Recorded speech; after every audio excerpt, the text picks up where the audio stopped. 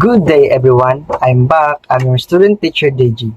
So, our topic for today's video is all about convert radian to degree.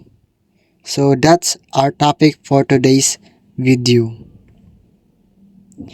So we have formula here.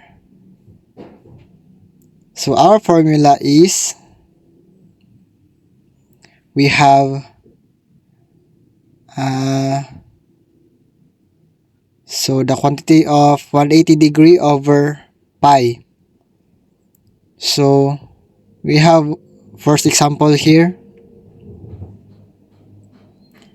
So 7 pi over 4. So ang gagawin natin is convert natin yan into degree. So 7 times 180 degrees divided by 4. So calculate lang natin yan. So ang equal nyan is 315 degrees. So number 2 naman. Number 2 example. So 3 over pi. So the quantity of 5 times 180 degrees over 3. So calculate naman natin. So ang lalabas dyan is 300 degrees. So yan yung converted na degree.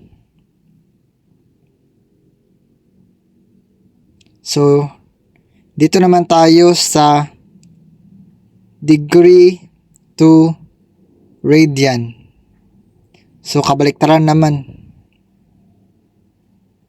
So the formula is, so yung kanina is ang 180 is nasa taas, ngayon naman sa baba. So ang pi naman is nasa taas, pi over 180. So first example here. So we have 300 degrees. So convert natin yan into radian. So gagawin natin, so pi over 180. So substitute natin.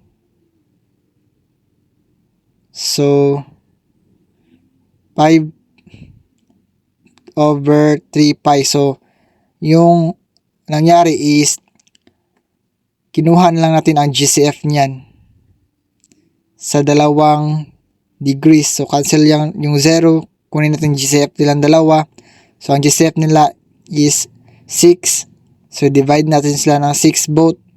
So 30 divided by 6 equal to 5, and 18 divided by 6 equals to 3. So ang lumabas is 5 over 3 pi.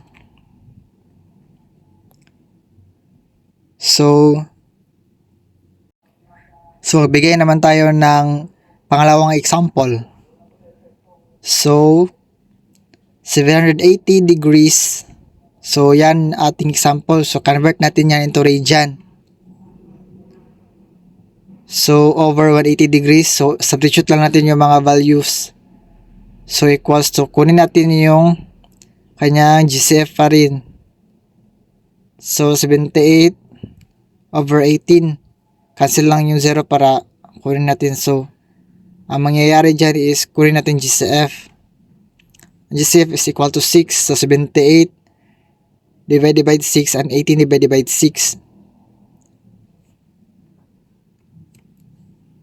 So equals 13 over 3 pi. So yan yung sagot sa example number 2. At dito lang natatapos ang ating talakayan ngayon. Maraming salamat sa panonood at paalam.